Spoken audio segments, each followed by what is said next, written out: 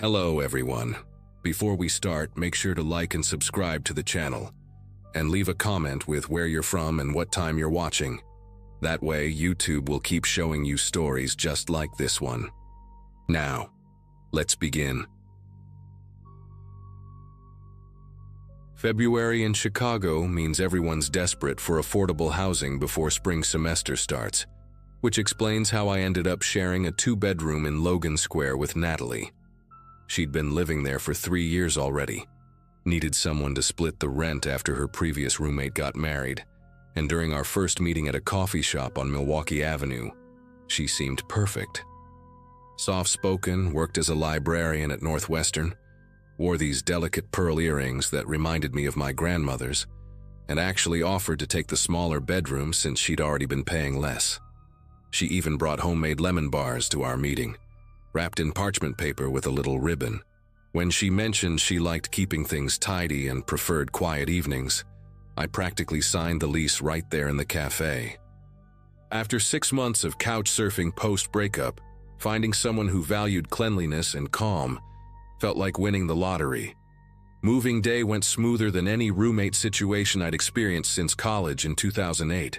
Natalie had already cleared out half the kitchen cabinets, labeled them with my name on cute washi tape, and even left a welcome basket on my bed with local takeout menus, a succulent in a hand-painted pot, and a handwritten note about the quirks of the apartment. The radiator in my room clanged at night but worked perfectly. The bathroom door stuck if you didn't lift while closing, and the neighbors upstairs had a beagle named Winston who barked exactly twice every morning at 7. She helped me carry boxes without being asked, made us both green tea when we took a break, and spoke in this gentle voice that never rose above what you'd use in a library. That first week I kept waiting for the catch, for some awful habit to reveal itself. But everything stayed pleasant. We developed an easy routine where she'd make coffee in the mornings while I handled dinner prep, and we'd chat about books or her weird patron stories while cooking.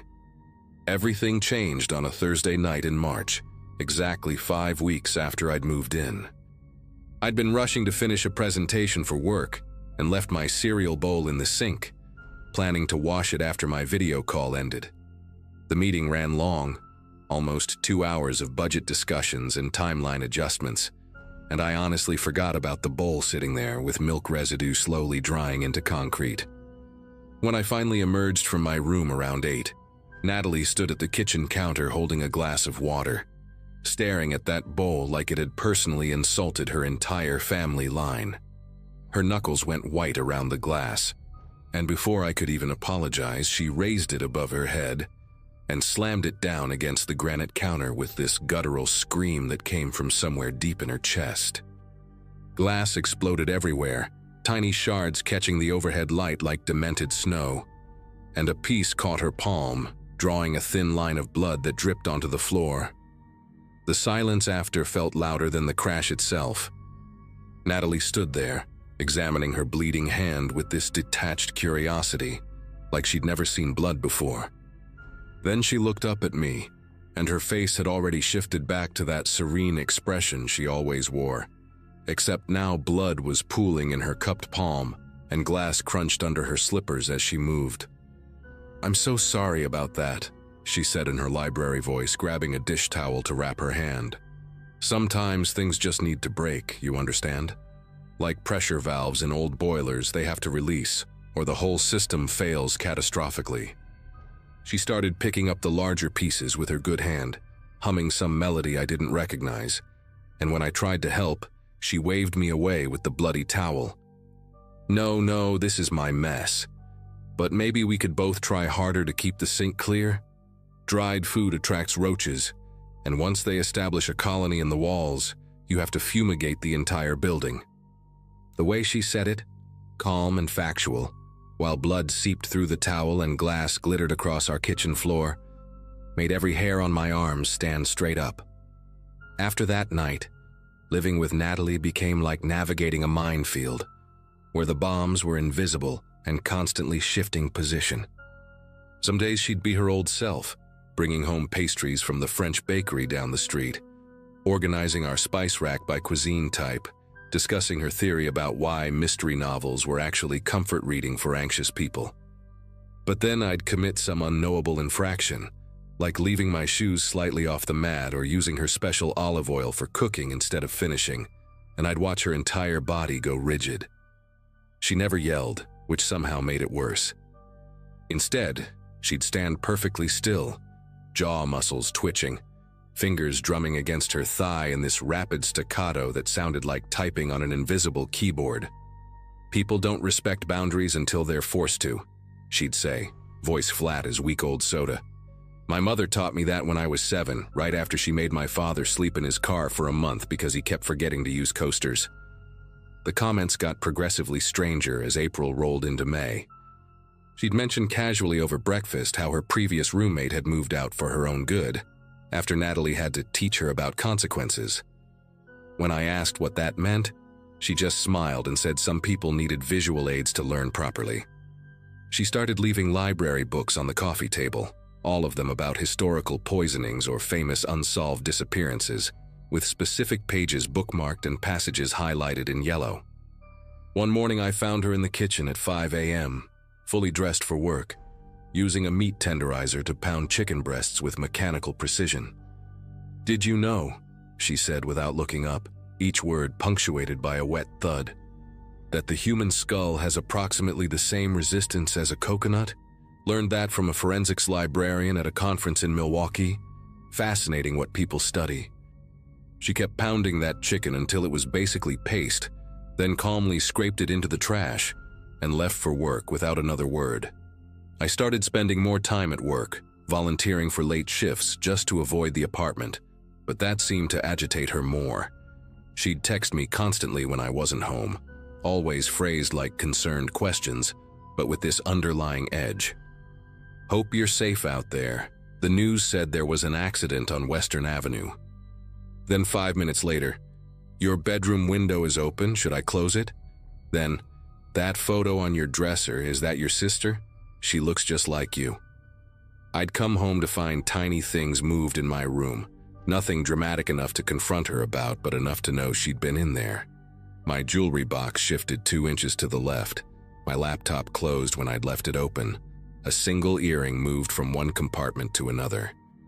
When I bought a doorknob with a lock from Home Depot, she watched me install it from the hallway, arms crossed, saying nothing except, "Locks only work if someone respects them enough not to break down the door." The kitchen table incident happened on a humid Tuesday night that made the whole apartment smell like mildew and old wood. I'd been at my friend Catherine's place until almost midnight, helping her pack for a move to Portland, and came home to find Natalie sitting in complete darkness at our kitchen table.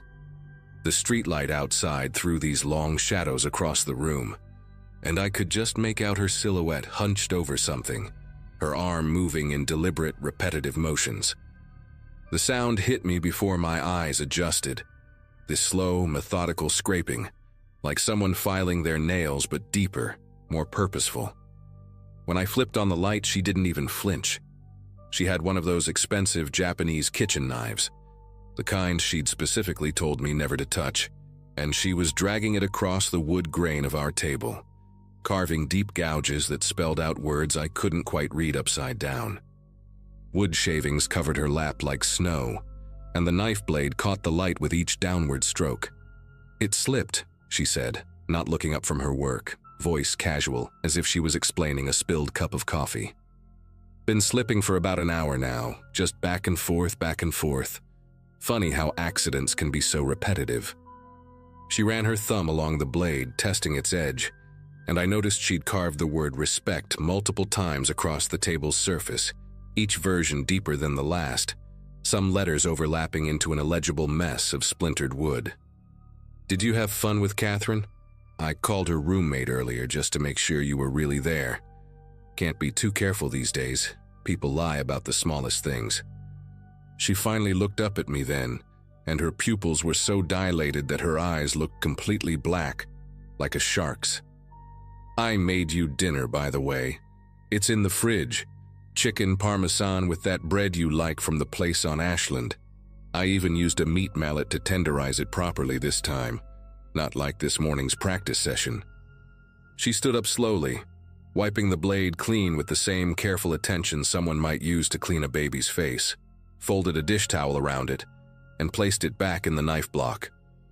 The table looked like a cutting board used by someone who'd never learned proper technique, just wild, angry scores, across what used to be a nice piece of furniture I'd found at an estate sale in Lincoln Park. "I'll sand this down tomorrow," she said, brushing wood shavings from her pajama pants. "Make it smooth again. Maybe refinish it with that Danish oil you mentioned liking. Fresh starts are important, don't you think? Like when my last roommate decided to start fresh in a new city after she understood how things needed to be."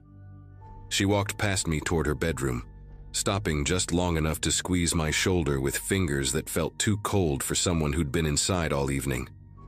"You should eat something before bed. Double-check your lock tonight. The humidity makes these old doors swell. Might not catch properly." That night, I barely slept, just lay there listening to every creak and pop our old building made, convinced each sound was Natalie testing my doorknob. Around 3 a.m., I heard this persistent scratching, like fingernails dragging across wood, coming from right outside my door. It went on for maybe 20 minutes, stopping whenever I shifted in bed, then starting again once I stayed still. I wanted to call someone, but what would I say? My roommate carved up our table and now she's scratching at my door. They'd think I was having some kind of breakdown. When my alarm went off at 7, I found deep scratches around my door lock, fresh grooves in the paint that exposed raw wood underneath, and what looked like metal shavings on the floor. Natalie was already gone for work, but she'd left a note on the kitchen counter. "Noticed your lock seems loose, probably from all that humidity warping. Hardware store on North has better ones, the kind that actually work. Made you coffee, 2 sugars like you prefer. Have a productive day." I moved out that afternoon while she was at work. Didn't even pack properly, just threw everything into garbage bags in my car. Left half my furniture because I couldn't fit it and honestly didn't care. Catherine let me crash at her place until I found a studio in Rogers Park, and I never went back for the security deposit or my last month's rent. About a week later, Natalie sent me a single text with a photo attached. My old bedroom door, completely removed from its hinges and leaning against the hallway wall. The message just said, "Renovating your old room for the next tenant. Amazing what you can see once barriers are removed. By the way, you left your grandmother's necklace in the medicine cabinet. I'm keeping it safe until you understand why respect matters." I blocked her number, changed my locks twice at the new place, and still wake up sometimes thinking I hear that scratching sound, like fingernails looking for a way in.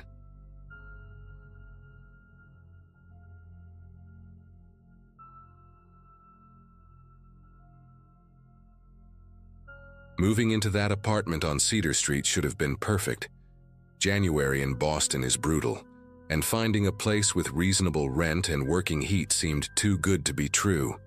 The ad said, "Professional female seeking clean, responsible roommate," and during our video chat, Melissa seemed normal enough. She worked in pharmaceutical research, had a pleasant laugh, and even joked about how her last roommate left dishes in the sink for days. When she offered me the room after just one conversation, saying she had a good feeling about me, I jumped at the chance. My job at the museum had just gone full-time, and after crashing on couches since graduation 5 years earlier, I was ready for stability. The day I moved in, she'd left a welcome basket on the kitchen counter with organic tea, locally made soap, and a handwritten note about keeping our shared space harmonious. Within the first week, I noticed the labels. Every shelf in the refrigerator had one. Every cabinet, too. Not just Melissa and guest, but specific instructions printed on a label maker in tiny, precise font. Dairy products, seal completely after each use, and leftovers, date and consume within 48 hours. And raw meat, bottom shelf only in sealed container. I actually found it helpful at first, coming from places where roommates ate each other's food without asking. Melissa explained she'd had food poisoning once that put her in the hospital for 3 days, nearly caused kidney failure, and ever since she'd been careful about food safety. Made sense to me. She kept a detailed cleaning schedule posted on the fridge with checkboxes for daily, weekly, and monthly tasks, all color-coded by room. She'd already filled in her initials for the next 2 weeks. When I grabbed the pen to add mine to a few slots, she gently took it from my hand and produced an identical pen from a drawer, explaining we each needed our own to prevent cross-contamination of germs. By March, the rules had multiplied like bacteria in a petri dish. Hand washing became mandatory every hour, on the hour. Melissa installed a small chime system in the apartment that would ring, and wherever I was, whatever I was doing, I had to stop and wash. She bought special soap, the medical-grade kind that surgeons use, and demonstrated the proper technique while counting to 20 in her head. The bathroom door had to stay open during washing so she could hear the water running for the full duration. She started timing my showers too, knocking after exactly 7 minutes to remind me that longer exposure to moisture encouraged mold growth in the bathroom. The kitchen sponge got replaced daily, and she began photographing it each night before bed to ensure I hadn't used it incorrectly during the day. She showed me these photos sometimes, zooming in on areas where she claimed to see improper ringing patterns or evidence I'd cleaned the counter in the wrong direction. Her bedroom door had 3 different locks on it by then, and she carried all the keys on a lanyard around her neck, even when she was home. Once I walked past while she was entering and caught a glimpse inside. The room looked like a medical supply closet had merged with a laboratory. Shelves of cleaning products lined one wall, all facing the same direction with labels turned outward. She had what appeared to be an air purifier in every corner, their white noise creating a constant hum that seeped through the walls at night. A desk held several notebooks, their spines labeled with dates, and a laptop connected to what I realized was a camera system.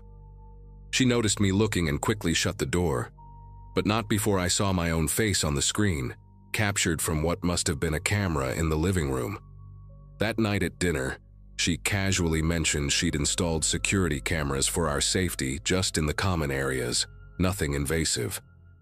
She said it while cutting her chicken into perfectly equal squares, each one exactly the same size, arranged in a grid on her plate before she'd take a single bite. The smell incident happened on a Tuesday.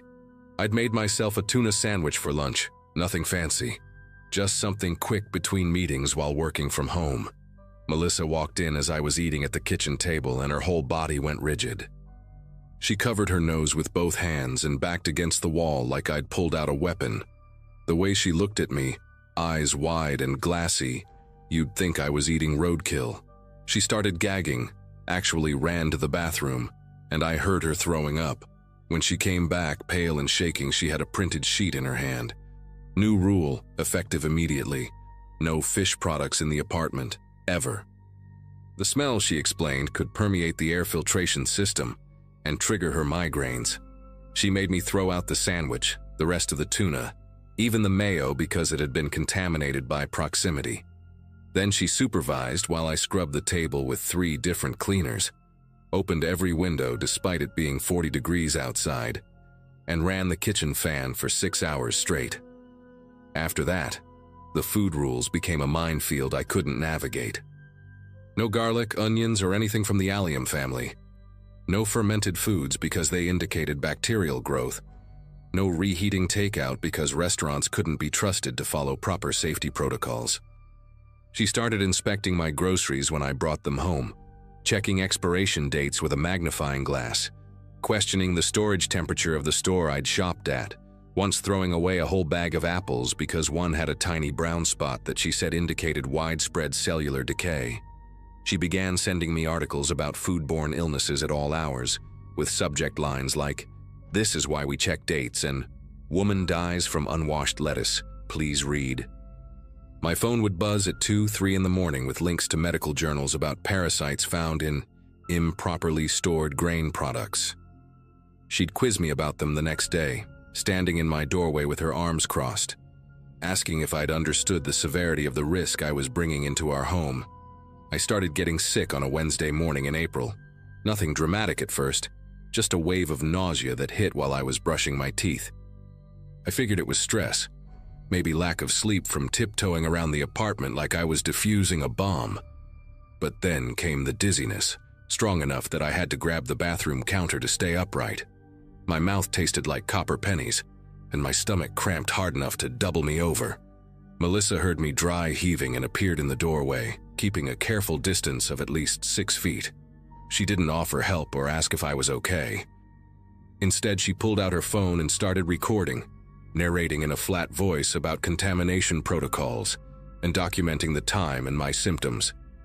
She said I'd probably eaten something improper, that this was inevitable given my casual approach to food safety. While I sat on the bathroom floor, she sprayed disinfectant in the hallway, creating a chemical fog between us. The next morning was worse. I woke up feeling like someone had filled my body with wet sand, everything heavy and wrong. My coffee tasted bitter, almost medicinal, but I forced it down because I needed the caffeine to get through my workday. By noon, the room wouldn't stop spinning, and my keyboard looked like it was melting at the edges of my vision. I managed to send an email to my supervisor saying I needed to log off early, then stumbled to my bed. Through the wall, I could hear Melissa on the phone, her voice carrying that satisfied tone people get when they've been proven right. She was telling someone about my illness, using medical terms I didn't recognize, saying something about incubation periods and symptomatic progression. Later, she slipped a note under my door with a list of everything I'd eaten in the past 72 hours that could have caused this, each item annotated with potential contamination vectors and probability percentages she'd calculated herself. Friday destroyed any doubt I had about what was happening. I'd stopped eating her food completely by then, surviving on sealed protein bars and bottled water I kept in my room. But somehow the sickness got worse. My joints ached like someone was driving needles through them, and my skin felt too tight for my body. I dragged myself to the kitchen around midnight for some crackers, moving slow to avoid waking her. The apartment was dark except for a strip of light under Melissa's door. As I reached for my crackers box, I noticed my water bottle from earlier sitting on the counter. I specifically remembered leaving it in my room. The cap was on, but the safety seal I'd made with tape was broken. My heart started pounding so hard I thought it might crack my ribs. I grabbed the bottle and held it up to the window, using the streetlight to see inside. There, swirling at the bottom like tiny ghosts, were white particles that definitely hadn't been there before. I heard her door open before I saw her. She stood in the hallway, backlit so I couldn't see her face, just her silhouette in those medical scrubs she wore as pajamas. Neither of us moved for what felt like hours but was probably seconds.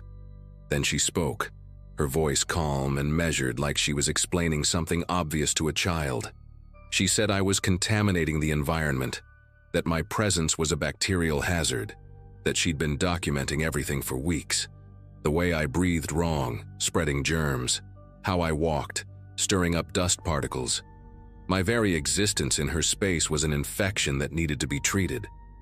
She had notebooks full of evidence, she said, photos of every surface I'd touched, samples of my hair she'd collected from the shower drain, detailed logs of my bathroom habits. She'd calculated the exact rate at which I was deteriorating the apartment's sterility. Her voice never changed pitch, never showed emotion, just delivered this information like she was reading a grocery list while I stood there holding that bottle with whatever she'd put in it. She took a step forward, and I saw her face clearly for the first time in days. Her eyes had dark circles so deep they looked bruised, and her lips were cracked and bleeding at the corners from constant washing and sanitizing. She told me she'd been trying to help me understand through progressive intervention, small doses of Ipecac in my coffee to induce mild nausea, hoping I'd connect it to my poor hygiene habits. Activated charcoal mixed into my water to absorb the toxins she believed I was spreading. She'd researched everything carefully, she assured me, keeping the doses just below dangerous levels. She had spreadsheets tracking my reactions, graphs showing the correlation between my symptoms and my contamination incidents. This was for my own good, she explained, and for the good of everyone who had to share air with me. Her hands shook as she talked, not from fear, but from exhaustion. She mentioned she hadn't slept more than 2 hours at a time in weeks, too busy monitoring the apartment's bacterial load and documenting my infractions. I left that night with nothing but my laptop and the clothes I was wearing. Called my cousin from my car, barely able to explain why I needed to crash at his place immediately. The next day, while Melissa was at work, I went back with him and 2 of his friends to get my stuff. We found my room exactly as I'd left it, except for one thing. On my pillow was a printed report, 43 pages thick, titled, "Contamination Incident Log, Case Study of Infectious Tenant." Every page contained timestamps, photos, and detailed observations of my daily activities. The last entry was from that morning, noting the time I'd left and calculating how many hours it would take for the apartment's air quality to return to baseline.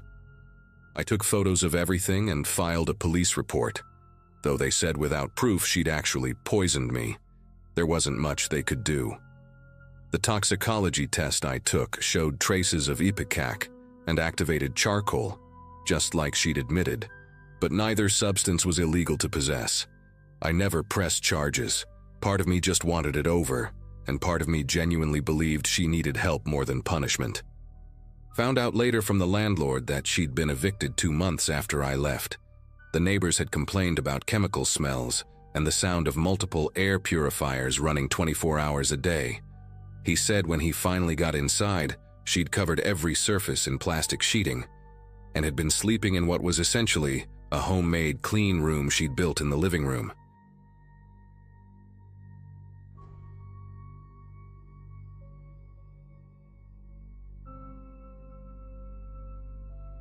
Finding a decent room in Denver during the spring of 2022 was about as likely as snow in July, especially with my budget stretched thinner than dollar store toilet paper. After crashing on couches for 2 months following a messy breakup, I jumped at the Craigslist ad for a furnished bedroom in a 2-story house near Colfax Avenue. The rent was reasonable, utilities included, and the owner, an older guy named Harold who lived out of state, only asked for first month and a small deposit. When I met my potential roommate Colin during the walkthrough, he seemed like the ideal match. Quiet, clean-cut, worked some kind of night security job that kept him out most evenings.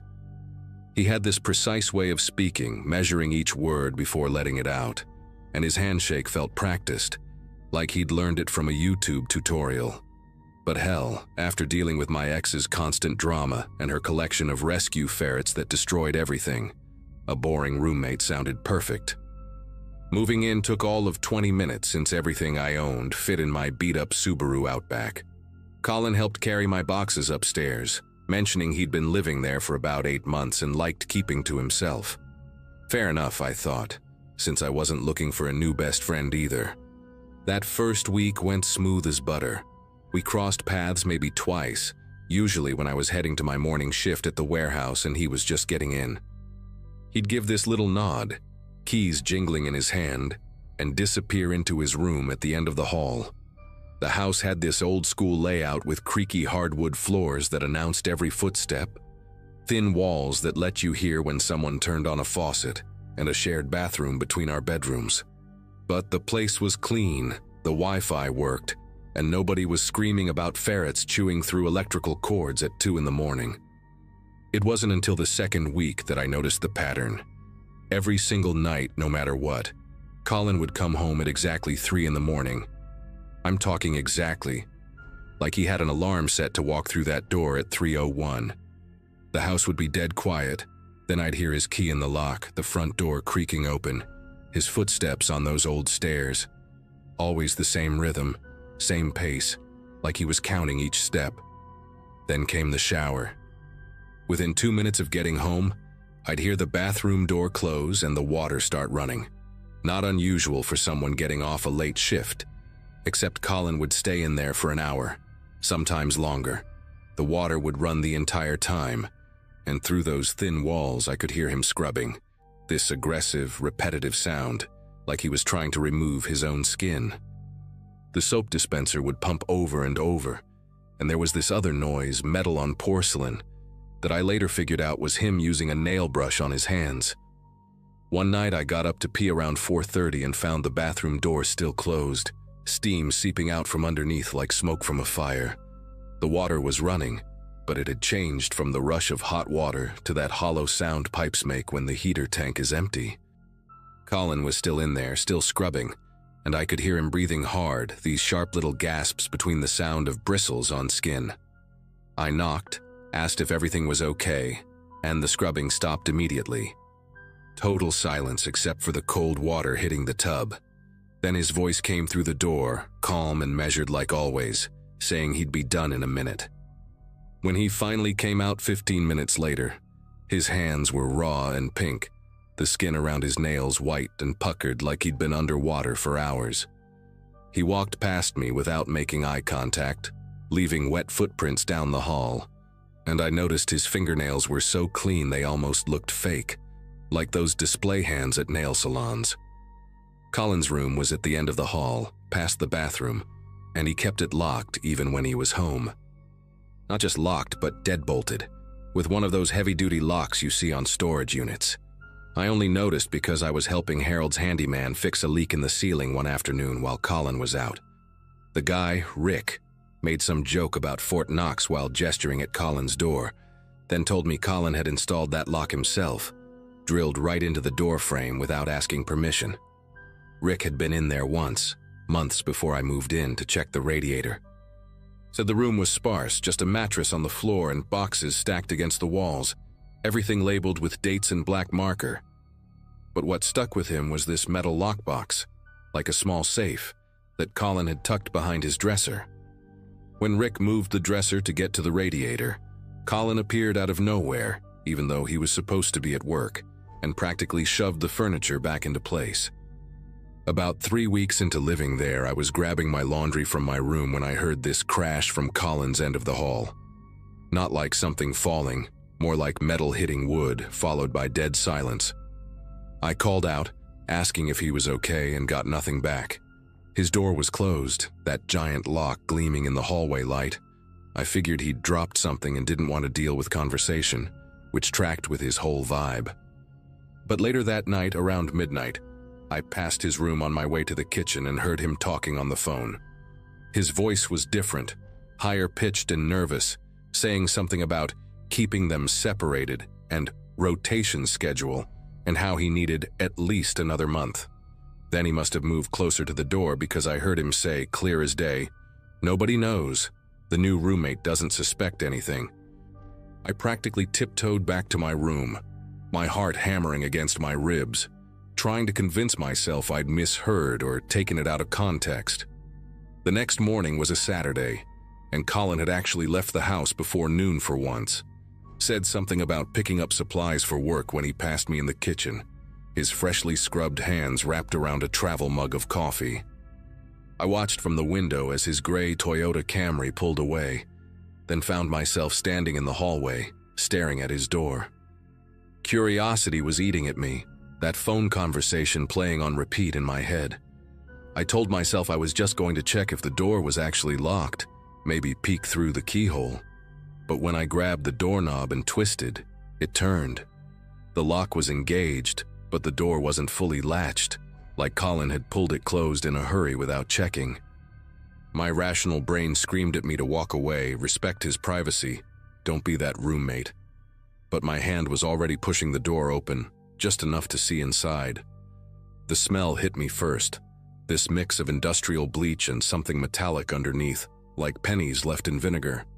The room was exactly how Rick described it, mattress on the floor with military-tight sheets, boxes along every wall labeled with dates going back 8 months. But there were new additions.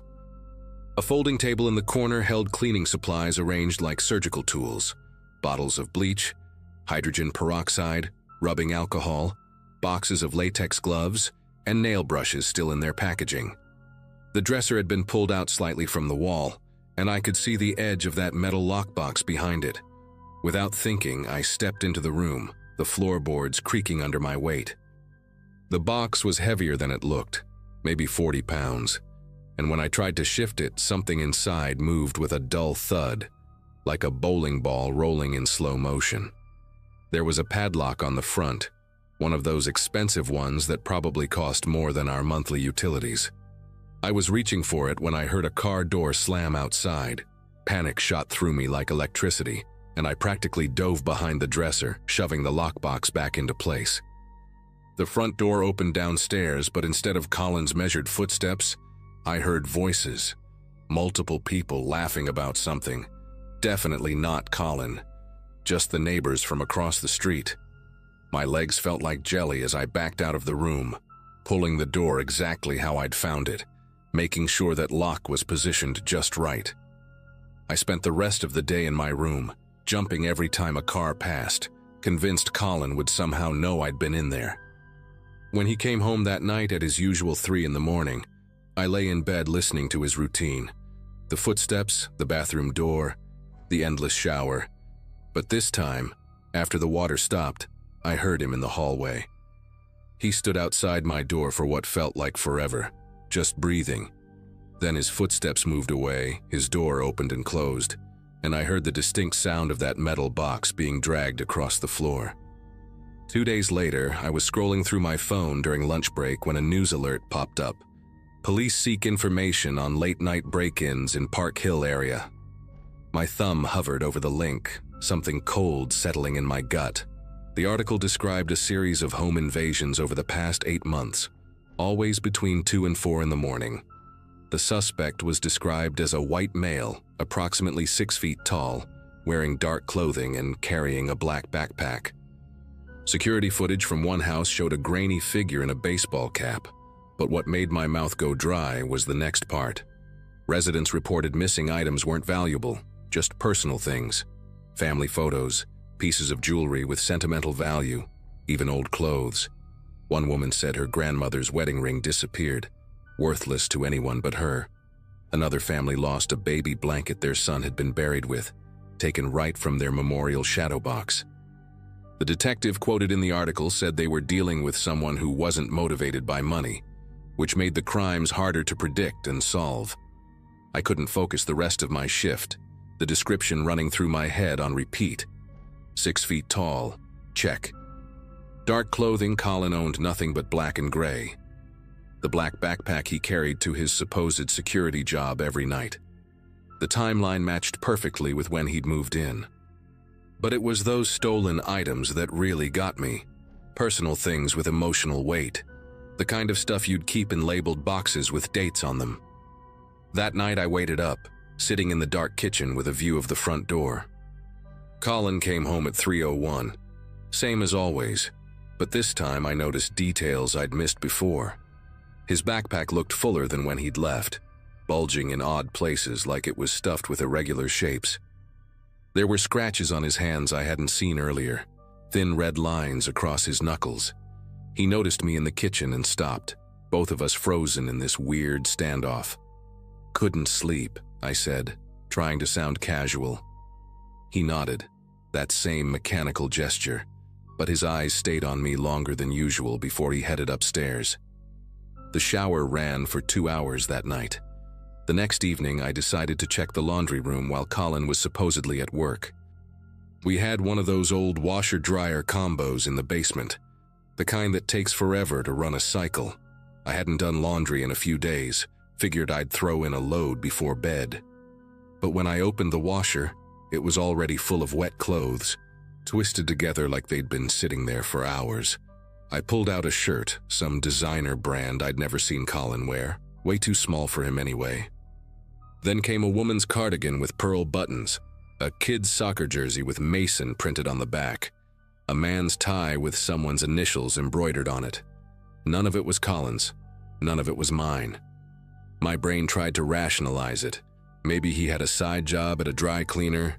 Maybe he was doing laundry for friends, but deep down I knew.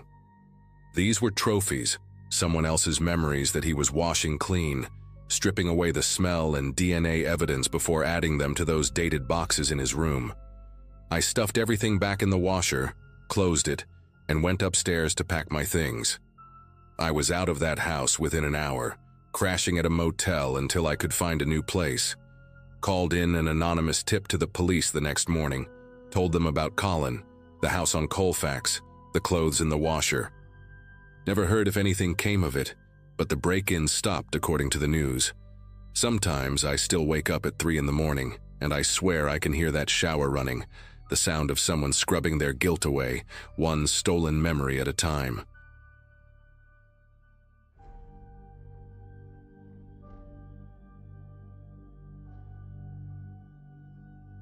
Community college wasn't glamorous, but it was all I could afford while waitressing nights at a diner off Highway 99.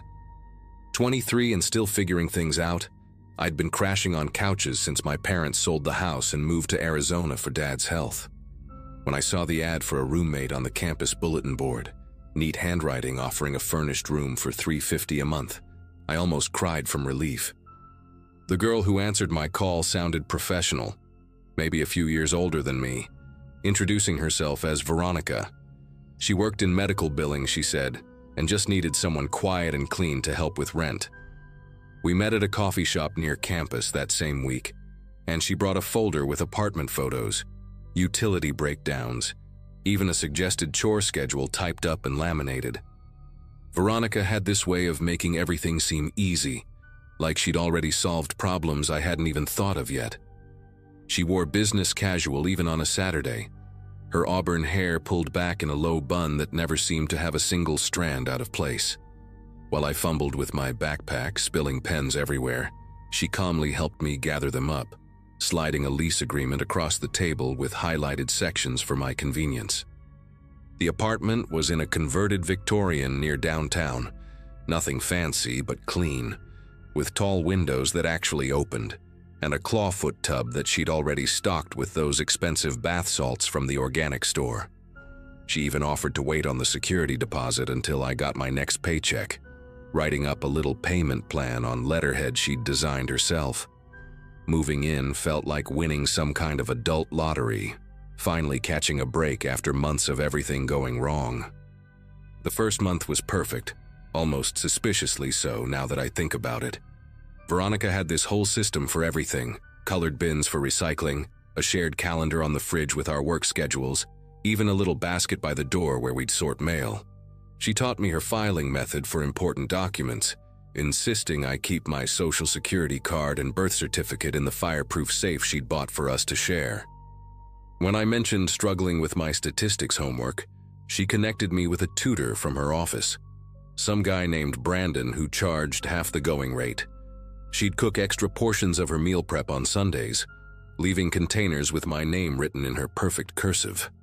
My co-workers at the diner kept saying I looked healthier, more put together, and they were right.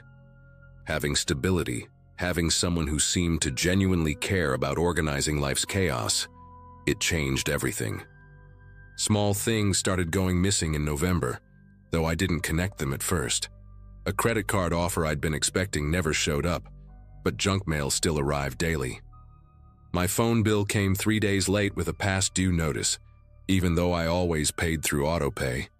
Veronica was sympathetic, helping me call customer service while she worked on her laptop beside me, her fingers flying across the keyboard as she did her medical coding. She even offered to add me to her family phone plan to save money, pulling up spreadsheets showing how much I'd save annually. When my student loan statement never arrived, she drove me to the campus financial aid office on her lunch break, waiting in her idling Camry while I sorted things out inside. The lady at the desk seemed confused, said they had updated contact information on file, some address in Nevada I'd never heard of. December brought the first real red flag, though I was too overwhelmed with finals to see it clearly. A collection notice arrived from a credit card company I'd never heard of, claiming I owed $800 on purchases made in October. Veronica found me crying at the kitchen table. The letter crumpled in my fist and immediately went into problem-solving mode. She made chamomile tea while calling the company on speaker, her voice calm and authoritative as she navigated the automated system. They insisted the card was opened online with my information, purchases made at electronics stores 2 towns over. Veronica suggested identity theft, probably someone at the diner who'd gotten hold of my information. Maybe that new busboy who kept asking personal questions. She helped me file a fraud report, sitting beside me at her perfectly organized desk as we went through each step, her hand occasionally squeezing my shoulder when I started shaking from stress. More bills started arriving after Christmas, When I was visiting my parents with money Veronica had lent me for the bus ticket, a gym membership downtown charging $70 monthly, some meal delivery service sending invoices for $200 worth of organic smoothies, even a subscription to 3 different streaming services I'd never signed up for. Each time I called to dispute them, they had my social security number, my birth date, even knew my mother's maiden name. Veronica started a spreadsheet to track everything, color-coded by company and date, staying up late to help me write dispute letters. She bought a paper shredder for the apartment, insisted we destroy anything with personal information, even old grocery receipts. When I couldn't make rent in March because my bank account had been mysteriously frozen, she covered me without hesitation, waving off my tears with promises that we'd figure it out together. The breaking point came in April, when I decided to apply for a second job at a bookstore near campus. They ran a background check and called me 2 days later, the manager's voice careful and uncomfortable. There were 6 credit cards in default under my name, 2 car loans I'd supposedly walked away from, even an eviction from an apartment complex in Reno that I'd never stepped foot in. My credit score had dropped to 420, making me essentially unemployable anywhere that handled money. I sat in my car after that call, staring at the rejection email they'd sent as a follow-up, when something clicked about the Nevada addresses. Veronica had mentioned once that she'd lived in Reno before moving here. Something about her ex-boyfriend being trouble, needing a fresh start. The dates lined up too perfectly. All these accounts opened right around when we'd started living together. When she'd helped me organize all my documents in that fireproof safe, only she knew the combination too.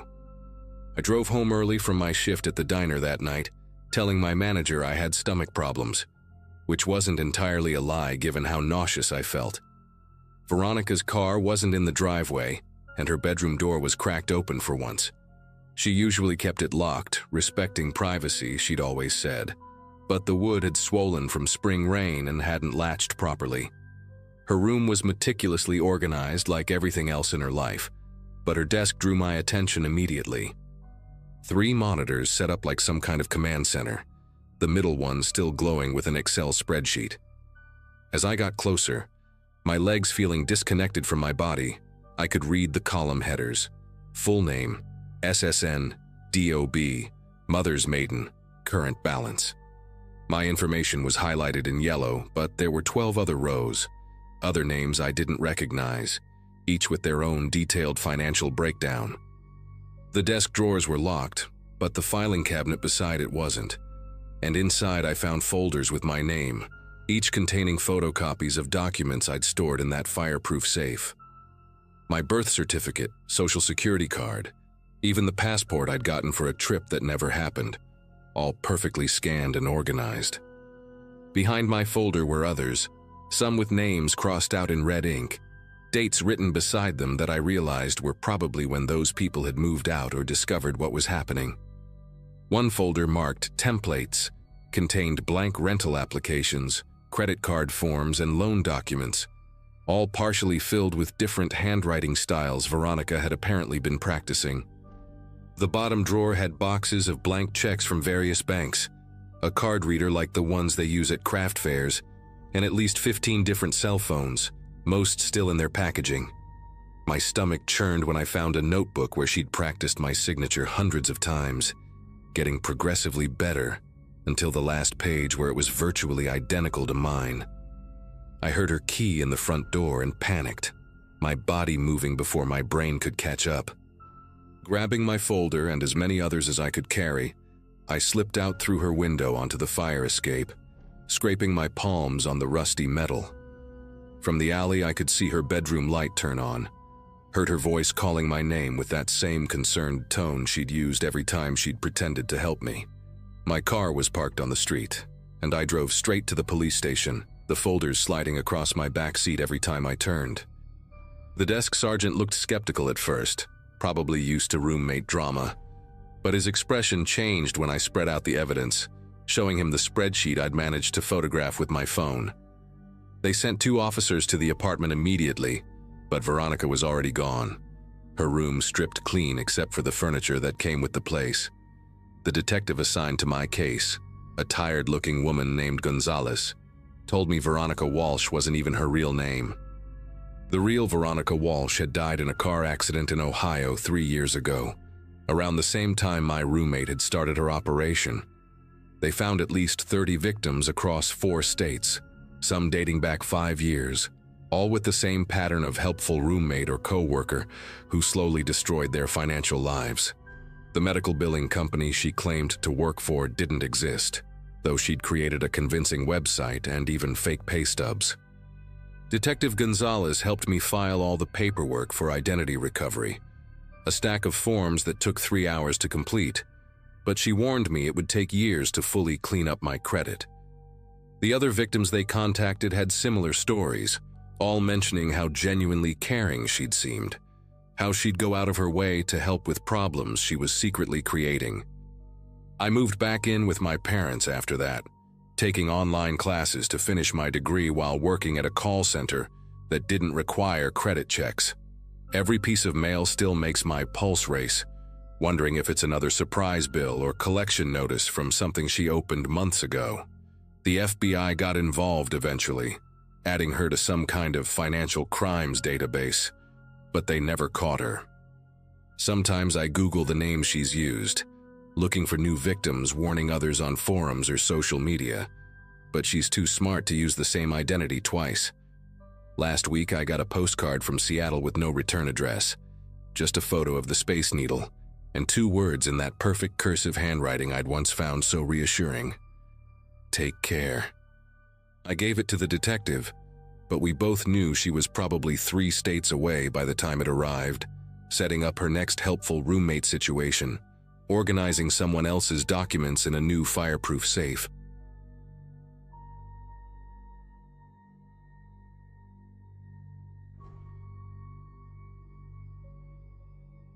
Rent in the city had gotten so ridiculous that I'd started calculating how many meals I could skip to afford a decent place. My lease ended in May 2023, and after 2 months of couch surfing and scrolling through listings that made me question humanity, converted garages, basements that flooded seasonally, rooms where the private entrance meant crawling through a window, I finally found something that didn't make me want to cry. 2-bedroom apartment on Berkshire Road, natural light, functioning appliances, and rent that wouldn't require selling plasma twice a week. The catch was simple. It came with a roommate named Julian who'd already been living there for 8 months. The landlord said he was quiet, reliable, paid his half on time. That sounded ideal. I'd graduated with my communications degree back in 2021, spent the last couple years working at a marketing firm downtown, and honestly just needed a stable address while I figured out if this job was actually leading somewhere, or if I was just too scared to admit I'd made the wrong choice. Julian answered the door on move-in day, wearing sweatpants and a Pearl Jam shirt so faded the logo had nearly disappeared. Early 30s maybe. Dark hair buzzed short, pale skin that suggested he rarely saw daylight. He had this smile that seemed calculated, like he'd practiced the exact right amount of friendliness without overdoing it. Polite but distant, the kind of expression you'd give a bank teller. He helped me carry boxes up the stairs without being asked, which I appreciated, but between every trip he'd wipe his hands on his pants like the cardboard texture bothered him more than it should. When we finished, he made coffee and walked me through the apartment's quirks with unsettling precision. The thermostat needed to be held at a 45-degree angle to register. The bathroom sink drained slow, so never fill it past halfway. The kitchen window stuck at a specific point, so forcing it might crack the frame. He listed everything like he was reading from a maintenance manual he'd memorized. Then, while rinsing out his mug, he mentioned almost casually that he'd been doing anger management therapy for about a year now. Breathing techniques, weekly sessions, journaling, all that stuff. He said it the same way someone might mention they'd started going to the gym. I told him that was good, really good, and tried not to let my expression change because honestly, everyone's working through something.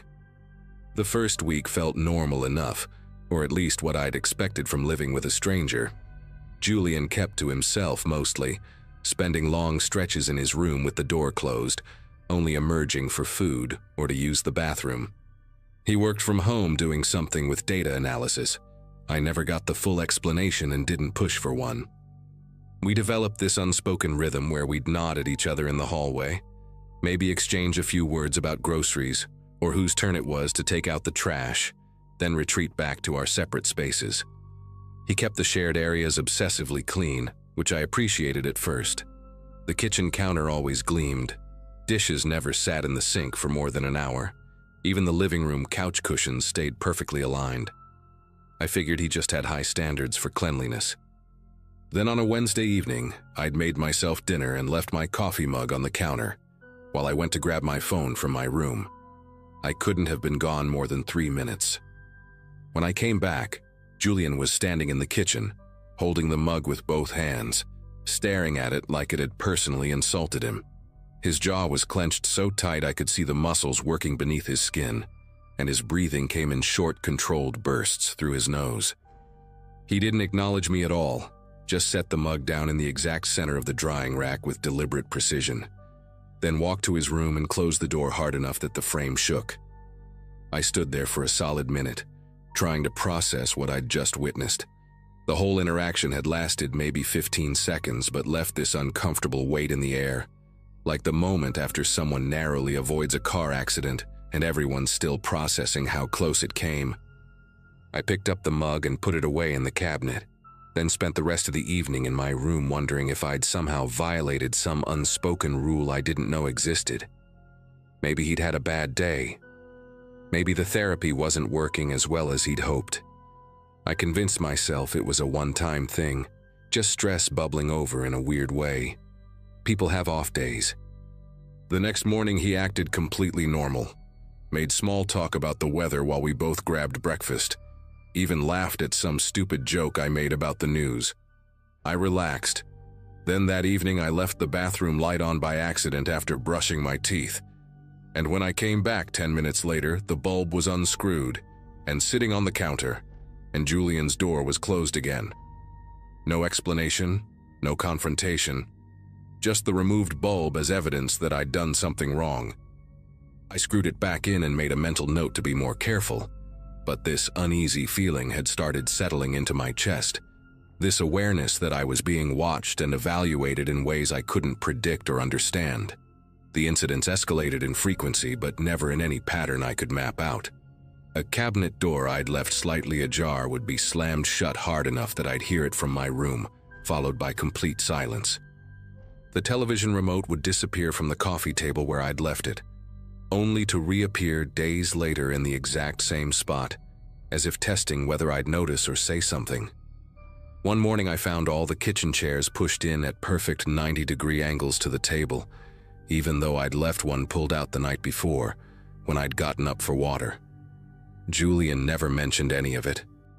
He'd pass me in the hallway with that same rehearsed smile, ask how work was going, comment on the weather forecast like we were neighbors making pleasant conversation over a fence. But I'd started noticing things about him that I'd missed initially. The way his fingers would drum against his thigh in rapid succession when he thought nobody was watching. How he'd pause mid-sentence sometimes and stare at a spot on the wall like he was fighting to stay present in the conversation. The fact that he always positioned himself in rooms so he could see the exits. The apartment began to feel like a stage where we were both performing normalcy, while something ugly festered underneath. I started keeping my bedroom door locked constantly, even when I was just going to the kitchen for 30 seconds. It felt paranoid, but the alternative, leaving my space unguarded, felt worse. Then came the night that changed everything. I'd gone to bed around 11, exhausted from a long day of pointless meetings and client emails that could have been texts. I'm normally a heavy sleeper, the kind of person who could sleep through a freight train passing 6 inches from my head. But around 2 in the morning, I woke up to a sound that my brain couldn't immediately identify. A rhythmic thumping, like someone beating a rug or hammering something soft.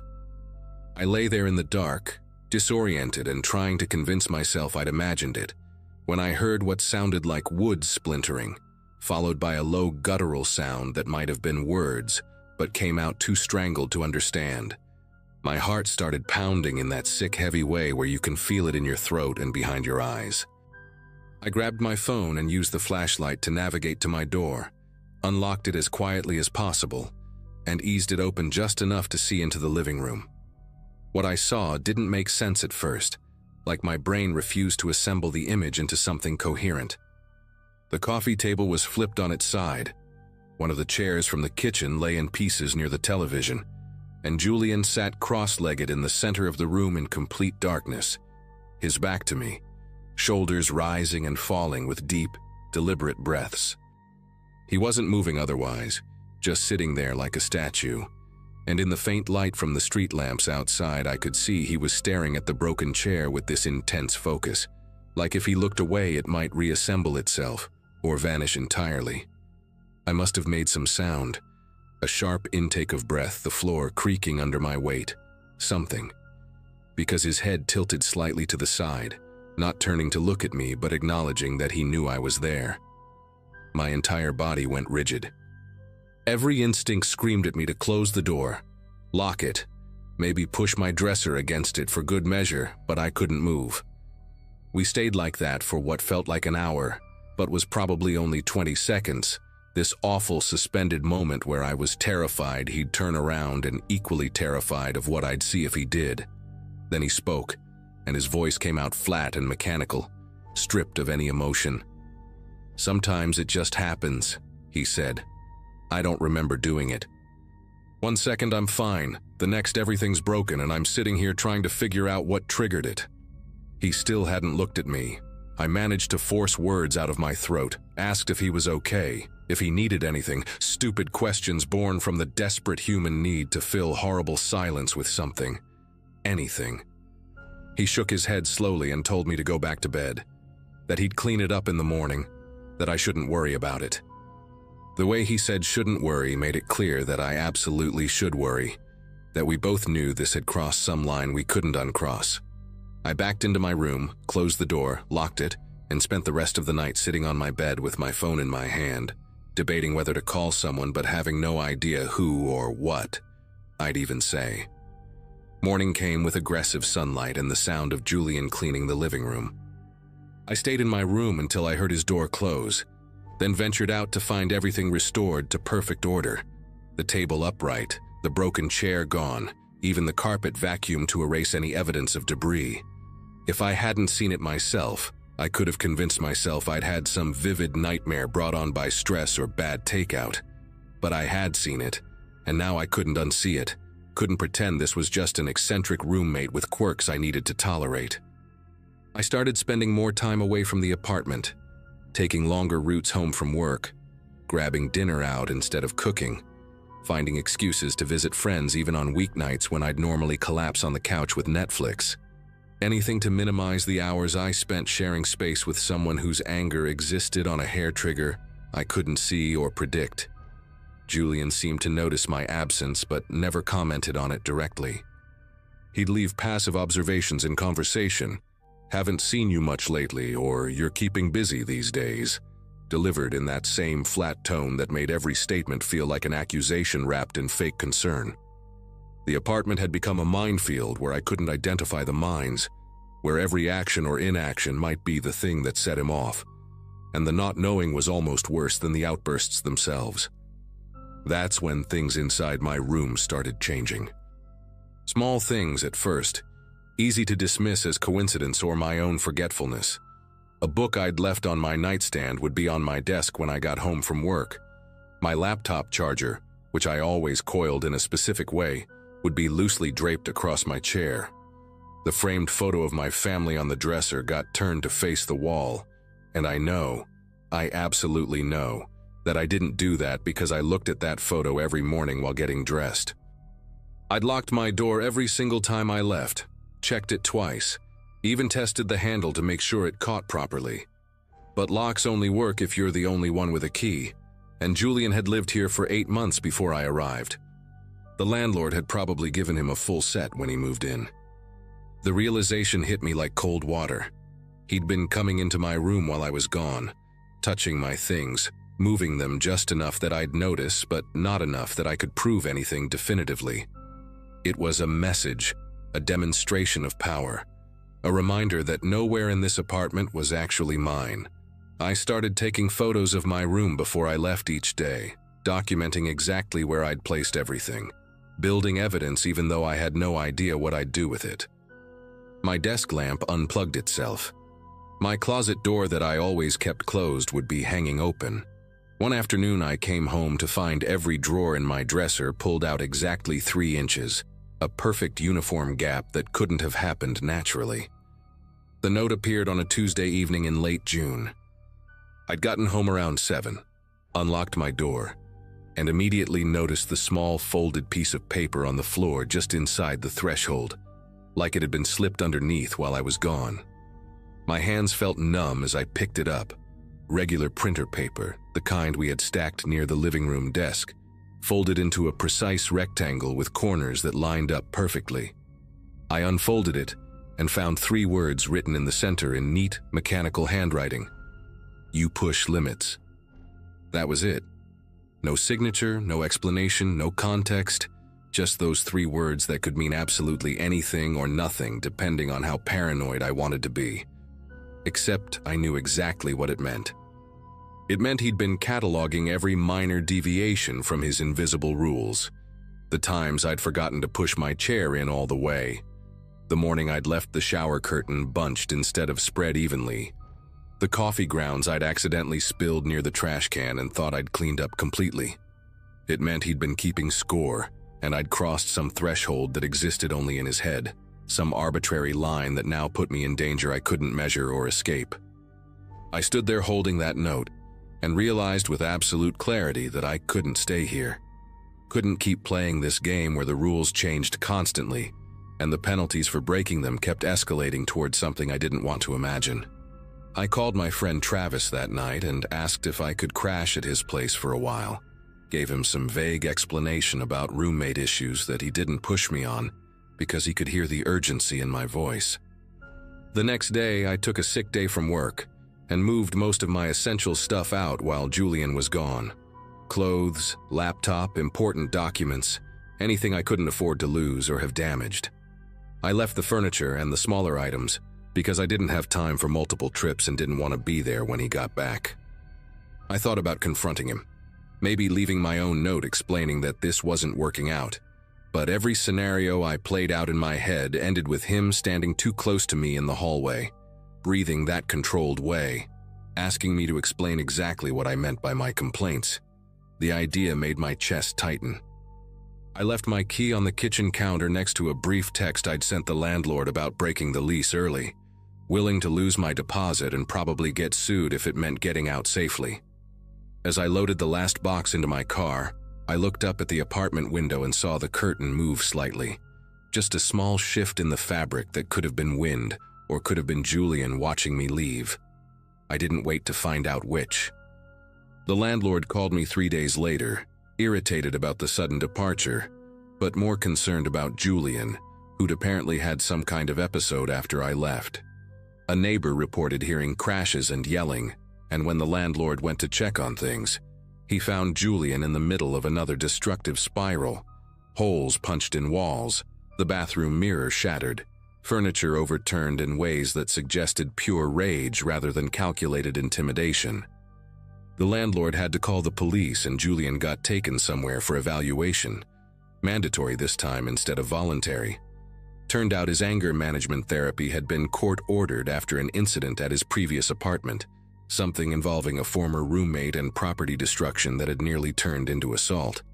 The landlord admitted he'd known about it but figured everyone deserved a second chance, that Julian had seemed stable when he'd signed the lease. I didn't know whether to feel vindicated or just exhausted. Part of me felt guilty for abandoning the situation, like maybe if I'd handled things differently or been more patient, it wouldn't have escalated. But the rational part of my brain knew that wasn't my responsibility, that I'd done exactly what I needed to do to protect myself from someone whose problems were way beyond anything I could fix or manage. I never went back to that apartment, never tried to retrieve the stuff I'd left behind. Travis let me stay on his couch for 6 weeks until I found a new place, a studio apartment with no roommates and a lock that only I had keys to.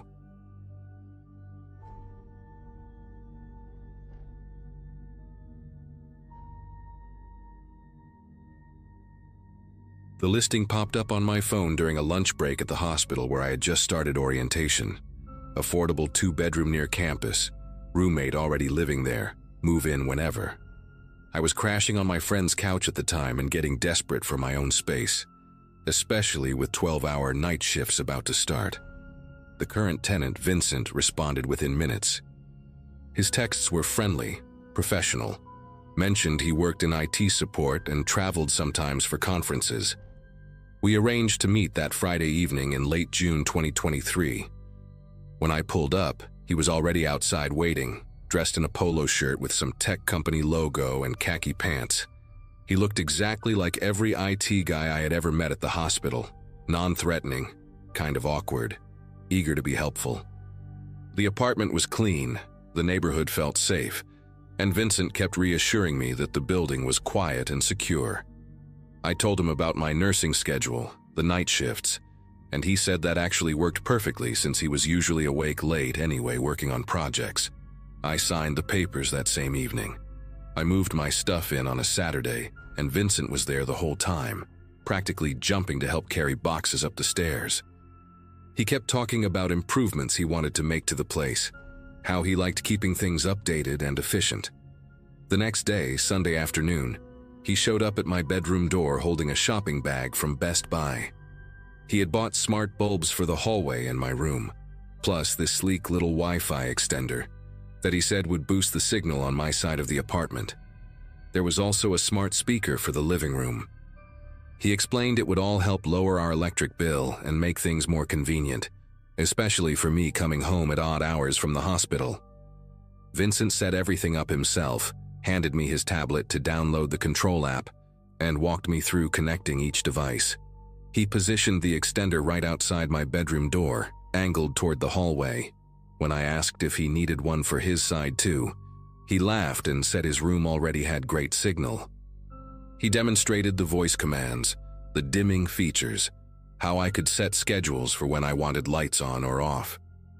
It felt generous, honestly, like he was trying to be a good roommate and make me comfortable in a new place. The first week passed without incident. I worked my shifts, came home exhausted, and barely interacted with Vincent beyond polite greetings in the kitchen. He kept odd hours himself, often still awake when I dragged myself through the door at 7 in the morning. The smart bulbs were actually pretty convenient. I could turn off all the lights from my bed using my phone, which beat stumbling around in the dark. But then weird things started happening, small things that I tried to brush off as coincidence or technical glitches. The hallway light would turn on by itself around 3 in the morning, the exact time I usually got up to use the bathroom during my sleep. The first time it happened, I figured maybe I had set some kind of automatic timer and forgotten about it. The second time, I checked the app and there was no schedule programmed. The third time, I mentioned it to Vincent while making coffee, and he acted concerned, said sometimes the sensors could be finicky, offered to look into it. He messed with his phone for a minute and said he reset something. The lights stayed off for 2 nights after that. Then it started happening again, but worse. The smart speaker in the living room would activate at random times, that little light ring glowing blue like it was listening, even though nobody had said the wake word. I would be lying in bed trying to sleep after my shift, and I would hear that soft chime it made when turning on, coming from the other room. One morning around 9, when I should have been deep asleep, the speaker suddenly started playing music. Nothing I had ever listened to, some instrumental jazz that I definitely had not requested. I got up, annoyed and disoriented, and told it to stop. When I checked the app history later, it showed no record of any command being given. Vincent was supposedly at work, or at least his bedroom door was closed and his car was gone. That afternoon, when he got home, I brought it up again. Tried to keep my tone casual and not accusatory. He frowned, said maybe the speaker was picking up commands from a neighbor's unit through the walls, suggested we change the wake word to something more unique. We changed it together, standing in the living room, and he seemed just as puzzled and frustrated as I felt. Part of me wondered if I was being paranoid, if working night shifts was messing with my head and making me imagine problems that were not really there. But then my phone started doing this thing where it would randomly try to connect to a Bluetooth device I had never seen before. The name was just 2 letters and a number, VK47, and it would pop up in my available devices list at the strangest times. Always when I was home, always when I was in my bedroom. The first few times I saw it, I ignored it. Figured it was someone else's speaker or headphones in a nearby apartment. Except it only appeared when I was inside my room, never in the living room or kitchen, and definitely not when I was at work. One night after my shift around 8 in the morning, I was getting ready for bed and noticed that VK47 was showing as available again. I was curious, maybe stupidly so, and I tried to connect to it just to see what would happen. My phone immediately said connection failed, like whatever device it was had rejected the pairing request. I sat there staring at my screen, and then it hit me. V and K were Vincent's initials. Vincent Kowalski, I remembered from the lease papers I had signed. My stomach twisted. Why would his device only show up when I was in my bedroom, and why would it be discoverable at all if he was not trying to connect to something? I did not confront him right away. Instead, I started paying closer attention to everything. The smart bulb in my bedroom had this tiny LED indicator light on the base, barely noticeable unless you were looking for it, and I started noticing that sometimes it had this faint red glow instead of the normal white standby color. It was subtle, easy to miss, and it only happened during certain hours, specifically the hours I was supposed to be asleep. I tested it one day, pretended to go to bed at my usual time after a shift, lights off, door closed, but I stayed awake watching that bulb from under my covers. Around 30 minutes after I turned everything off, that little indicator shifted from white to red. My heart started pounding. I grabbed my phone and opened the smart bulb app, checked every setting I could find, but there was nothing that explained the color change. The app showed the bulb as off, inactive, not recording any activity, but that red light was definitely there, barely visible in the darkness, like a tiny eye watching me. I got up, unscrewed the bulb from the fixture, and examined it under my desk lamp. That was when I saw it, a seam in the plastic casing that did not look factory standard, almost like the bulb had been opened and reassembled. My hands were trembling as I grabbed a small screwdriver from my desk drawer and carefully pried the casing apart. Inside, nestled between the LED components and the circuit board, was a tiny camera module. It was smaller than my thumbnail, with a pinhole lens pointing directly outward, exactly where the bulb would have been facing my bed when screwed into the ceiling fixture. There were wires soldered onto the existing circuitry, clearly added after manufacturing, and a micro SD card slot on the side of the camera unit. I felt like I might throw up. This was not some malfunction or glitch or paranoia from working too many nights in a row. Vincent had physically modified this bulb, put a camera inside it, and installed it in my bedroom. He had watched me get ready for bed, watched me sleep, recorded God knows how many hours of footage without my knowledge or consent. The red indicator light was probably the recording status, active only during the hours when he knew I would be unconscious and vulnerable. My entire body went cold, then hot, then cold again. I wanted to scream, to march into his room and throw the dismantled bulb in his face, but I forced myself to think clearly. If I confronted him now, what would stop him from deleting evidence, from claiming I was crazy, from making this situation even more dangerous? Instead, I took photos of everything. The camera module, the wiring, the SD card slot, the modified casing. I used my phone to document every angle, making sure the images were clear and detailed. Then I carefully reassembled the bulb, screwed it back into the fixture, and left my bedroom exactly as it had been. My shift started in 6 hours, but there was no way I could sleep now. I sat on my bed, door locked, trying to figure out what to do next. Calling the police felt like the obvious choice, but I had no idea what kind of evidence they would need, or how long an investigation might take. I thought about my lease, about the fact that my name was on legal documents tied to this apartment and this man. I thought about Vincent coming home from work, realizing I had discovered his camera, and what he might do if he felt cornered. Every sound in the apartment made me jump. The refrigerator humming, the air conditioning kicking on, footsteps from the unit above. Around 3 in the afternoon, I heard his keys in the front door. He was home early. I stayed in my room, heart hammering. Listening to him move around the living room, heard him call out asking if I was awake. I did not answer. After a few minutes, his footsteps stopped right outside my bedroom door. I watched the doorknob, half expecting it to turn even though I had locked it. He knocked, soft and polite, asked if everything was okay. I forced my voice to sound normal, said I was just tired and trying to sleep before work. He said okay, told me to let him know if I needed anything, and walked away. I waited until I heard his bedroom door close before I moved. My shift was not for another few hours, but I called my supervisor and said I had a family emergency, needed to leave town immediately. She was understanding, told me to take care of myself and let her know when I could come back. Then I called my friend Jessica, the one whose couch I had been sleeping on before this nightmare, and asked if I could stay with her for a few days. She heard something in my voice and did not ask questions, just said to come over whenever. I packed a bag as quietly as possible, just essentials and my laptop, and then I sat down and drafted an email to the apartment management company. I attached all the photos of the camera, explained the situation in detail, said I felt unsafe and needed to terminate my lease immediately due to the illegal surveillance. I copied a tenant rights organization on the email and sent it from my phone. Then I texted Vincent, kept it simple and cold, said something came up with my family and I had to leave for a while, would be back for my stuff later. I did not wait for his response.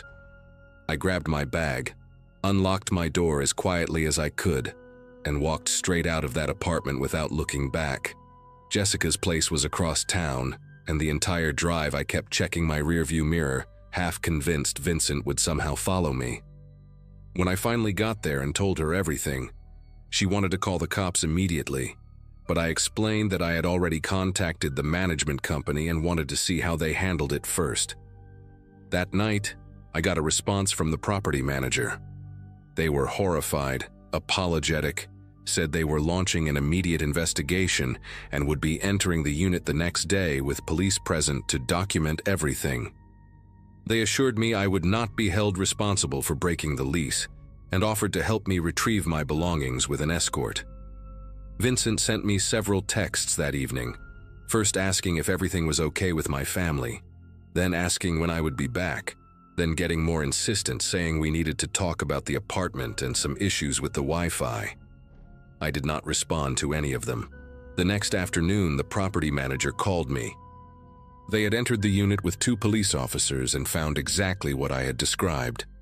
Vincent had been there when they arrived, and according to the manager, he initially tried to claim the camera was for security purposes, that he was worried about break-ins. The officers were not buying it. They confiscated the bulb, his laptop, and several other devices as evidence. 2 days later, a detective contacted me to give a formal statement. She was patient and professional, walked me through everything that had happened from the day I moved in.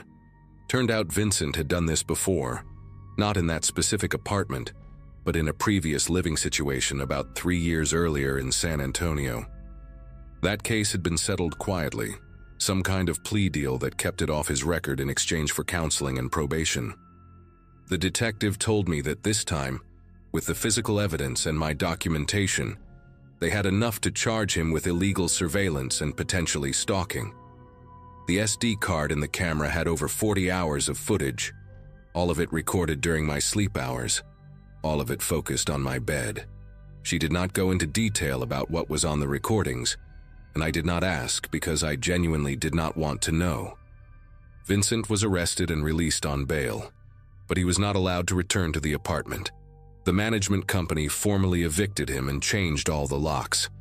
They offered to let me move into a different unit in the building at no cost, but I could not imagine staying there, could not imagine walking past that building ever again without feeling sick. I ended up finding a studio apartment on the other side of town, more expensive than I wanted but worth it for the peace of mind. It took me weeks to feel comfortable sleeping in my own space again. I would wake up multiple times during the day, convinced I heard something, convinced someone was watching. I checked every light fixture, every outlet, every smoke detector for hidden cameras. Jessica stayed with me the first few nights, and honestly, I do not know what I would have done without her. Vincent tried to contact me once through a restricted number, left a voicemail saying he wanted to explain, that I had misunderstood the situation, that he never meant to hurt me. I saved the voicemail and forwarded it to the detective. His trial is set for next year, and I will have to testify, which I am dreading but also determined to do. The apartment complex settled with me out of court for failing to properly screen their tenants, which helped cover my moving costs and therapy bills. I still work night shifts at the hospital, still come home exhausted, but now I live alone and I keep my phone next to me at all times. I do not use smart bulbs anymore, do not have any smart devices in my apartment at all. Every single light is analog, every lock is manual, and I check them all twice before I try to sleep.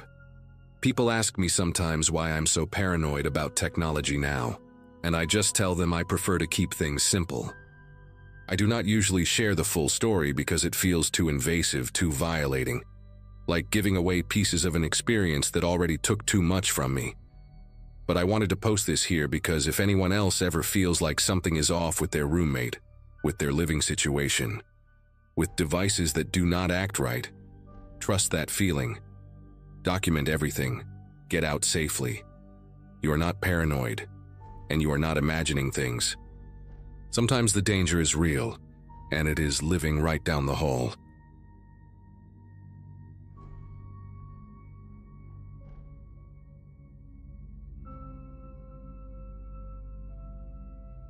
I moved into that condo during a time when my life felt strangely quiet, the kind of stretch where you're juggling work, bills, and a vague hope that things will eventually feel stable again. The place had 2 bedrooms, a small shared kitchen, and a long balcony that wrapped across both rooms. The leasing agent told me the current tenant, a woman named Erin, preferred to keep to herself and barely interacted with anyone. That honestly sounded perfect to me. I wasn't looking for a new best friend, just peace. On my first day there, she greeted me with a brief nod. Not rude, just distant, almost like she was listening to something I couldn't hear. Her room stayed dim, the curtains always drawn, and she kept her door slightly cracked but never fully open. I took it as her way of signaling boundaries, and I respected that. For the first couple of days, everything seemed normal enough. Things started to feel strange about a week in, though not in a way that immediately set off alarms. I'd come home from work and notice my yogurt missing, or a half-eaten granola bar inside the box I hadn't touched yet. I'm not messy, so when containers were put back in the wrong spot or a jar had fingerprint smudges I didn't leave, it stood out. I chalked it up to misremembering because I didn't want to confront a roommate over something small, but the pattern kept repeating. Even the toothpaste I'd just bought seemed to get lighter each morning. At first I wondered if Erin simply didn't realize she was using my stuff, but the thought felt too convenient. Every time I tried knocking on her door to talk, she answered in this soft, quiet voice, as if she were standing far from the door, telling me she preferred keeping routines separate. The nights were the part that slowly started messing with my head. I'd lie in bed around midnight and hear footsteps moving across the living room. Slow, deliberate steps. Not the kind of pacing you hear when someone's restless. The weird part was always the same. Erin's bedroom light stayed completely dark. There was no glow, no flicker of a phone screen, no shadow passing under her door. I'd listen as the steps moved from the kitchen toward the hallway, then stop for a moment near my door, like someone was standing there deciding whether to knock. Sometimes I'd hear the faintest sound, almost like breathing drawing in sharply, then nothing. Silence, thick and immediate. When I'd check the next morning, the apartment would look untouched, like the night hadn't happened. The balcony became a place I avoided without even realizing it. Both bedrooms had sliding doors that opened onto the same long stretch of concrete railing, with only a thin divider between our sides. I kept my curtains closed most nights because I didn't like seeing my own reflection in the glass, but occasionally I'd catch a glimpse of movement outside when I walked past. It wasn't clear enough to identify, just a shift, like fabric catching a breeze. One evening after hearing the footsteps again, I noticed that my sliding door lock wasn't sitting flush like it usually did. It was slightly tilted, almost as if someone had pushed it up just enough for it to reset in a different position. I remember staring at it, telling myself it must have gotten loose somehow, but the thought didn't stick. Something wasn't adding up, and I could feel it settling into my chest in a way that wouldn't let me shrug it off anymore. The turning point came late one evening after a long shift at work. I got home around 10, and the condo felt unusually warm and still, like the air hadn't moved in hours. Erin's door was closed, no light seeping from the bottom, and the place looked exactly the way I'd left it. I tossed my bag onto my bed and went to shower, letting the hot water clear my head. When I came back into my room, the faint scent of citrus hit me, the kind from my cleaning spray that I hadn't used in days. My desk chair, which I always tuck in, was pushed back just enough to look wrong. I stood there for a full minute, trying to decide if I was imagining it, or if someone had actually been in my room while I was gone. The idea felt too intimate, too specific to be a misunderstanding, and it stayed with me the rest of the night. Around midnight, I heard the footsteps again, but this time they didn't move through the apartment. They came from outside, slow shuffling against the balcony floor, a rhythm too controlled to be the wind. I sat up in bed holding my breath so I could catch the faintest details. Something brushed the railing, a light scrape, followed by a soft thump, like someone leaning their weight against the divider between our rooms. I stared at the curtains, waiting for a shadow or a sign of movement, but the fabric stayed still. The only thing that shifted was the lock on my sliding door, rattling once, barely audible but impossible to miss. My heartbeat picked up in that uncomfortable pulsing way that makes your jaw clench. I knew in my gut the noise wasn't part of some harmless coincidence. I thought about waking Erin, but every interaction with her had been so strangely muted that the idea didn't sit right. She kept to herself in a way that felt less like shyness, and more like she was hiding in plain sight.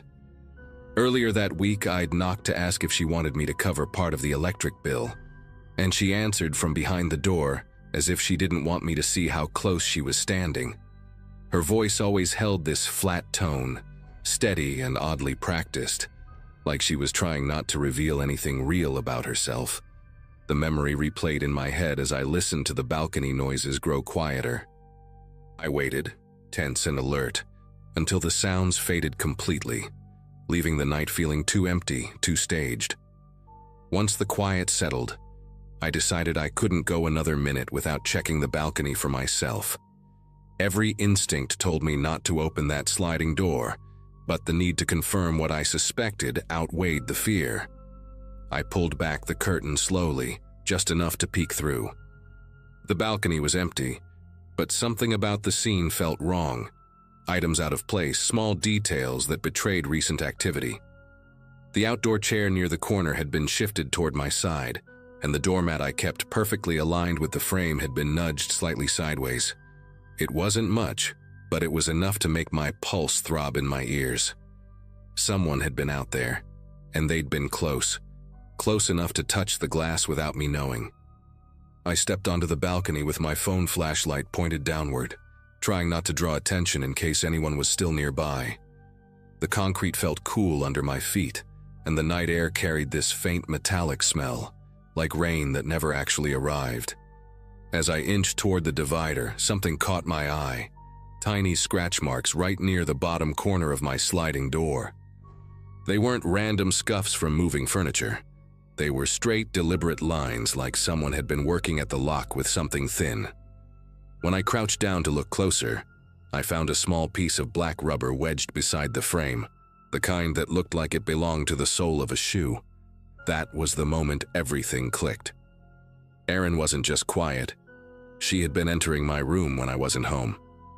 My mind raced through every odd detail I had brushed aside. The missing food, the rearranged items, the night footsteps. None of it felt harmless anymore.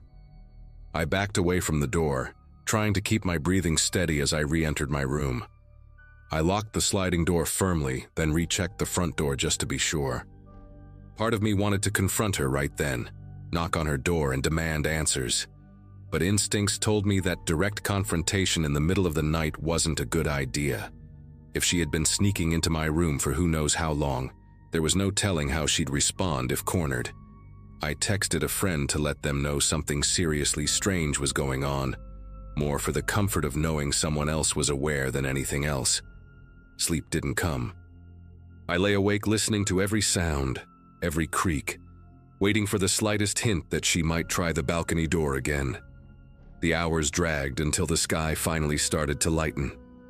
Once the sun was fully up, I grabbed my bag, documents, and a handful of essentials. When I passed Erin's door on the way out, I noticed a thin line of light glowing from underneath it for the first time since I moved in. It flickered faintly, like she was pacing just out of view. That was enough to make me walk faster. I called the condo management from the parking lot and explained everything in blunt, nervous bursts. They told me to meet them with the police so they could legally access the unit and speak with her. When the officers arrived and entered the condo with management, Erin didn't answer her door. They had to unlock it with a master key. What they found wasn't violent or dramatic, just unsettling.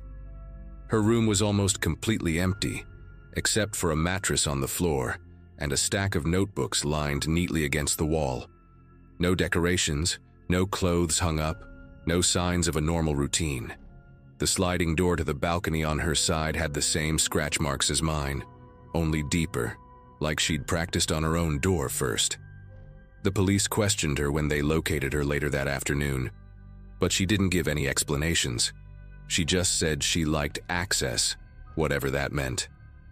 I moved out that same day, and to this day I still think about those nights, wondering how many times she walked into my room without me ever knowing.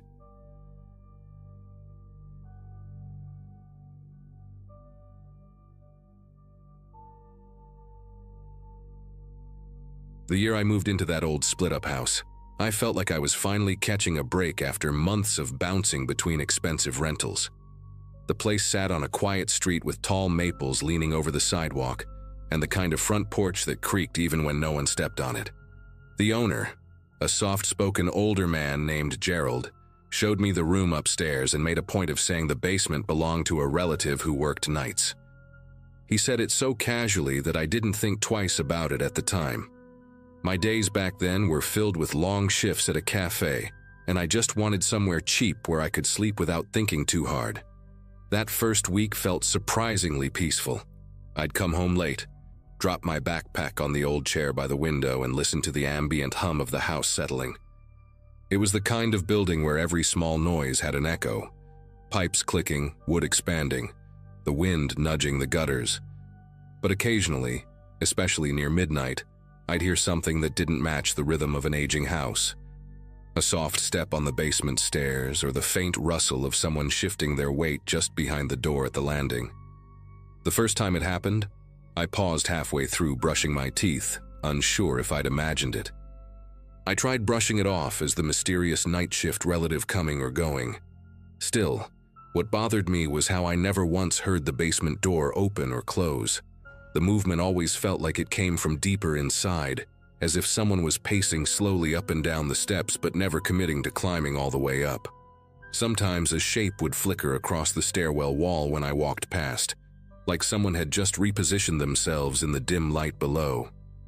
I'd lean over the railing, expecting to hear a voice or at least see a glimpse of someone heading down, but it always rounded back to silence. A couple weeks in, the house started giving me more reasons to pay attention. My grocery bags came a little lighter than I remembered packing them, and delivery orders never arrived, even though the app insisted they had. At first, I chalked it up to drivers leaving food at the wrong house. But then packages disappeared from the porch. Small things I'd ordered online, nothing special, but enough to make me second-guess myself. One evening, after another missing delivery, I decided to get one of those cheap plug-in cameras people use as doorbells. I wasn't expecting much from it. I just wanted proof that my stuff wasn't magically vanishing into thin air. The camera was tiny, barely bigger than a key fob, but the live feed worked better than I expected. I pointed it toward the porch, angled enough to catch the basement door at the side of the house. That same night, while I sat on my bed folding my uniform shirt, my phone buzzed with a motion alert. I figured it was a raccoon or maybe a late delivery driver turning around, but when I opened the feed, I saw someone walking straight toward the basement door. The porch light barely reached that part of the house, so the person looked more like a shifting outline than anything else. Still, what caught my attention was the way they moved, steady, deliberate, like they knew exactly where they were going. Curiosity pushed me to turn up the phone brightness and squint. The stranger wasn't Gerald, and definitely not anyone I'd seen entering the house before. They wore a hood pulled low and carried something small in their right hand. A second later, they slipped a key into the basement lock and eased the door open. Not once did they look around, which made the whole thing feel rehearsed. The door shut behind them without a slam, just a muted click that I wouldn't have heard without the camera's mic. I waited for them to come back out, expecting the alert to go off again, but an hour passed with nothing. The next morning, I tried bringing it up casually with Gerald while he watered the plants near the driveway. He kept his attention on the soil, answering in short, clipped phrases, acting like he had somewhere to be. When I mentioned someone using a key to get into the basement, he stopped moving entirely. I watched him press his thumb into the dirt a little too hard before muttering something about a cousin stopping by. The explanation didn't really fit, especially since he avoided eye contact the rest of the conversation. When I headed inside, I caught a glimpse of the basement door again, and for the first time, I noticed deep scratches around the handle, light, uneven claw-like marks I hadn't seen before. That night is when everything spiraled. My shift ended early, and I got home before sunset, hoping the extra daylight would make the house feel less eerie.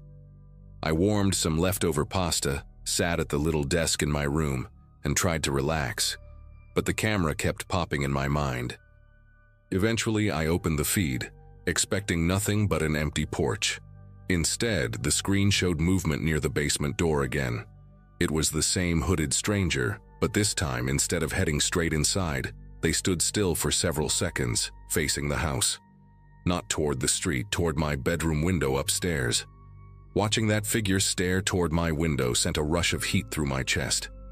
I leaned back instinctively, even though I knew they couldn't see me from that angle. The stranger shifted slightly, as if listening to something only they could hear, then turned and unlocked the basement door again. Before stepping inside, they paused and lifted their head just a little, almost like they were checking the second floor for movement. The camera mic picked up a faint scraping noise, metal brushing metal, right before the door closed behind them. I sat there for a long moment, unsure what to do, until the porch camera flashed a second alert. The alert wasn't from the basement door this time. It was from the walkway leading to the backyard. Someone else was back there, moving with a different gait, quicker and less careful. I tapped into the feed and saw Gerald walking with a flashlight, sweeping it across the fence as if he were searching for something. He didn't look toward the basement once. He didn't even seem aware someone had entered minutes earlier. His flashlight beam jerked around like he was looking for an animal that escaped. When he finally headed inside through the kitchen door, everything went still again. I sat with my phone in my hand, debating whether to call someone or pretend I hadn't seen any of it. Whatever courage I had left pushed me downstairs. I kept the phone in recording mode, not to document anything, but because holding it made me feel less alone. The house was quiet except for a faint rhythmic thump coming from the basement, like someone shifting boxes or dragging something across the concrete floor. When I reached the landing, the air had a heavy, earthy smell, mixed with something metallic that clung unpleasantly in the back of my throat. I stood there, listening, telling myself I'd knock once and then run back to my room if anything answered. But before I raised my hand, the sound stopped completely. Not gradually, instantly. As if whoever was down there had been listening for me the entire time. That was enough. I went back upstairs, grabbed my backpack, and left the house without turning off the lights. I stayed at a friend's place that night and returned the next morning with her and her brother so I wouldn't have to enter alone. When we arrived, the porch looked exactly the same, except the basement door was wide open. No sign of forced entry, no sign of Gerald. The inside of the basement smelled like dirt and old fabric, but it was empty. Completely empty. No furniture, no tools, not even dust patterns where boxes might have been. Just a bare concrete room with a single key left in the middle of the floor. I packed the rest of my things in under 15 minutes and never stepped inside that house again. I still don't know who that person was or why they had access to the basement, but I haven't ordered a single delivery to my home since.